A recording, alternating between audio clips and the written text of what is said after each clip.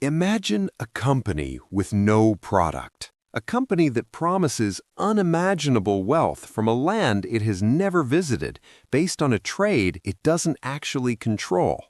Now imagine that same company taking over the entire national debt of the world's most powerful empire. In the year 1720, the city of London didn't just lose its mind, it lost its future. From humble widows to the highest lords, and even the greatest scientific mind in history, Sir Isaac Newton, everyone fell for it.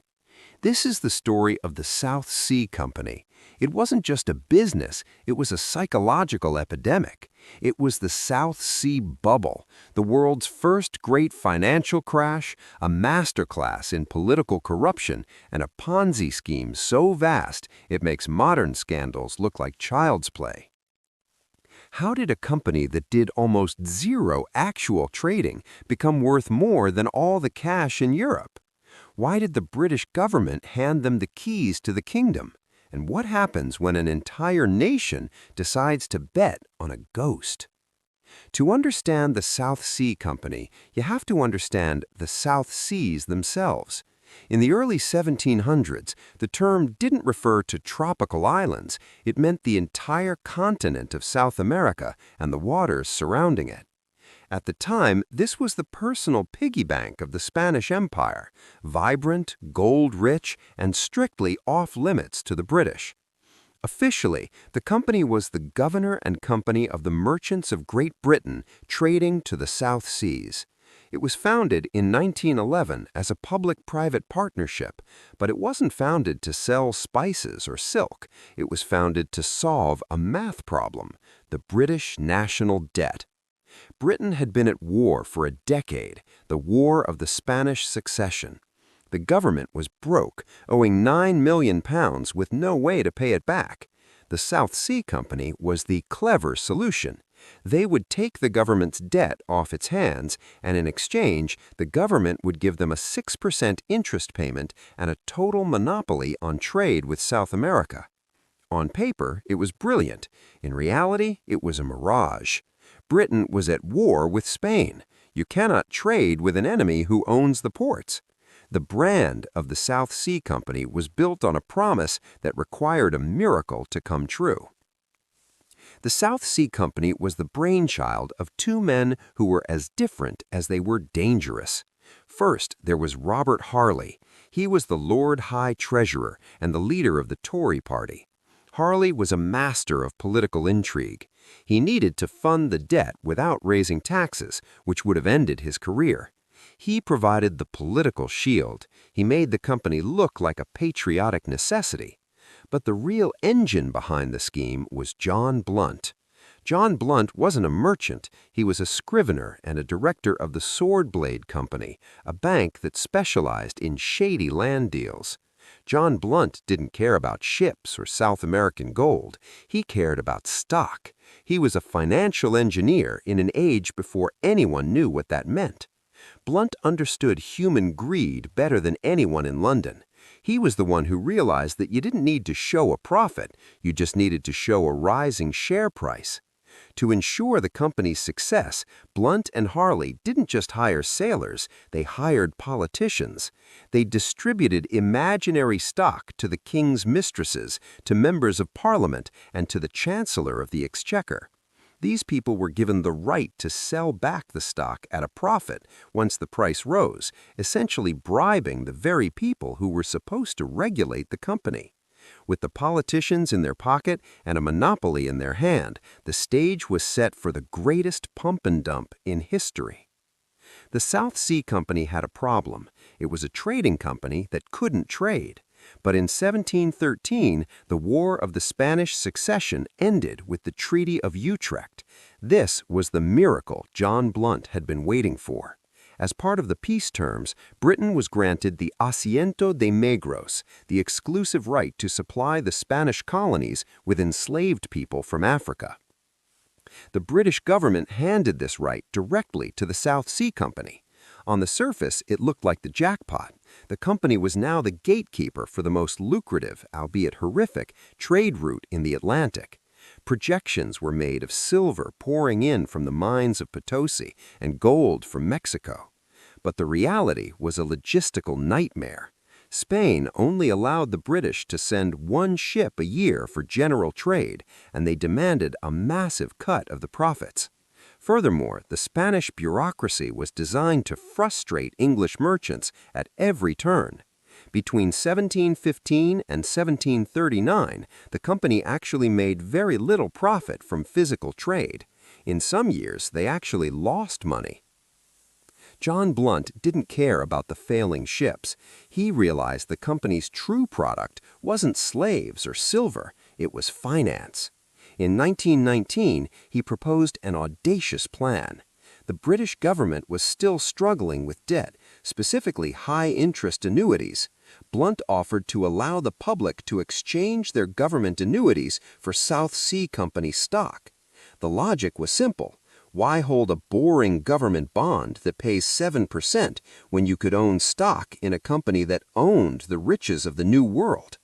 The first swap was a massive success. The company's stock price began to climb. Blunt realized as the stock price rose, he could issue less stock to cover the same amount of debt, leaving the company with a massive surplus of shares it could sell for pure profit. It was a perpetual motion machine for money. But it required one thing to keep working. The price of the stock had to go up forever. By 1720, Blunt wanted more. He proposed that the South Sea Company take over the entire remaining national debt, over £31 million. However, they weren't the only ones with this idea. The Bank of England, seeing the potential for massive profits, entered a bidding war. To win, Blunt resorted to what he did best: corruption. He didn't just bribe the MPs with cash, he gave them options on stock. He told them, "I'll set aside stock for you at £100. If it goes to £200, you can sell it back to me and pocket the difference without ever spending a penny." It was the ultimate insider trading scheme. The South Sea Bill passed in April 1720. The company had won. They were, for all intents and purposes, the shadow treasury of Great Britain. With the government's blessing, the stock exploded. In January, it was £128. By May, it hit £500. By June, it reached £890. The entire country was gripped by South Sea fever. Because the company allowed people to buy stock on margin, paying only 10% down, even the working class could play. Maidservants, sailors, and shopkeepers suddenly became paper millionaires.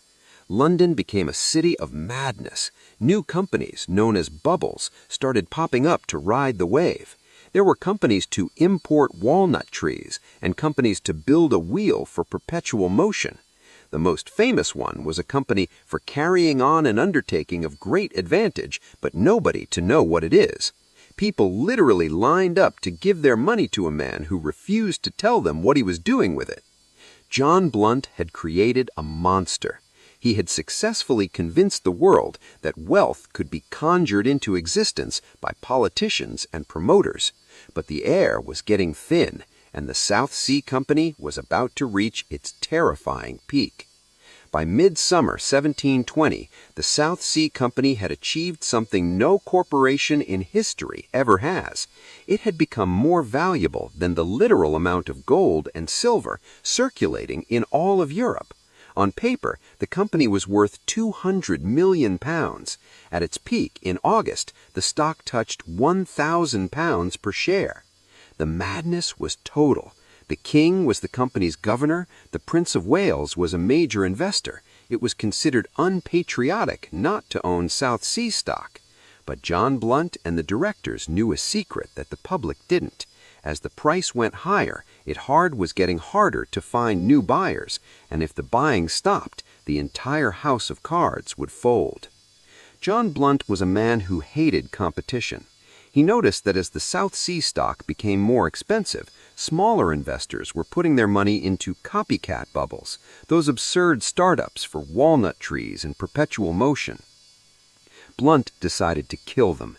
He used his influence in Parliament to pass the Bubble Act of 2020. This law prohibited any company from acting as a corporation without a royal charter. It was the greatest own goal in financial history.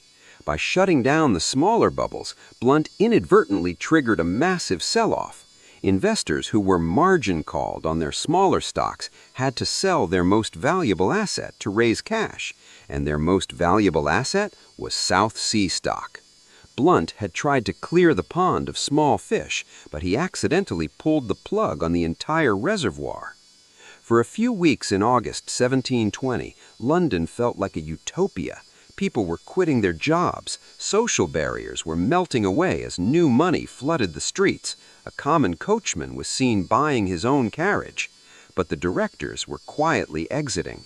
While they publicly encouraged the public to buy the dip, the men who knew the books, including John Blunt, began to sell. The smart money was heading For the exits. The vacuum was beginning to form. September 17th, 20 years. The South Sea didn't just recede, it vanished. In less than 4 weeks, the stock crashed from £1,000 to £150. The paper millionaires of August were the beggars of September. People who had borrowed money to buy stock at £900 still owed the full amount, but their shares were now worthless. The suicide rate in London spiked. Sir Isaac Newton, who had initially made a profit, jumped back in at the peak and lost £20,000, roughly $4 million today. The city of London transformed from a carnival into a funeral, and the people wanted blood.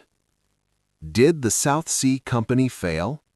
Technically, the company didn't go bankrupt immediately. It lingered as a zombie company for over a century, managing government debt until it was finally dissolved in 1853. But as a business, it was a spectacular, historic failure. Here is why. Productless prosperity. They never established a viable trade route. They were a maritime company that barely owned any ships. Institutionalized corruption. Their entire business model was based on bribing the government to let them take over the government's own debt. It was a circular Ponzi scheme. The margin trap. By allowing people to buy with only 10% down, they ensured that when the price dropped even slightly, everyone would be forced to sell at once, creating a death spiral. The South Sea Bubble taught the world a lesson it keeps forgetting. It gave us the term bubble. It led to the first major financial regulations, and it proved that even the most brilliant minds can be blinded by the promise of something for nothing.